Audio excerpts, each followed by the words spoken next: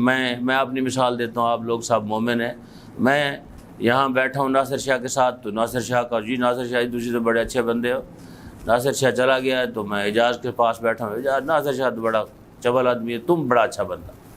تو یہ ایسے لوگ جو ہیں یہ غلط بیانیاں، کذب بیانیاں، جھوٹ بول رہا ہے، اس کے ساتھ اس کو اچھا کہتا ہے، آپ کے ساتھ آتا ہے آپ کو اچھا کہتا ہے۔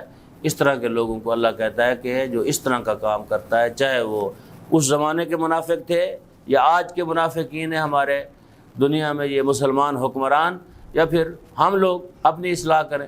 ہم لوگ جو ہیں قرآن جو ہے یہ آج بہت زیادہ جو جتنے لوگ ہیں سارے قرآن جو ان کو واضح کر رہا ہے۔ وَلَهُمْ عَذَابٌ عَلِيمٌ، کیوں؟ بِمَا قَالُوا يَكْذِبُونَ، ان کی غلط بیانیوں کی وجہ کے لیے، ان کے جھوٹوں کی وجہ سے۔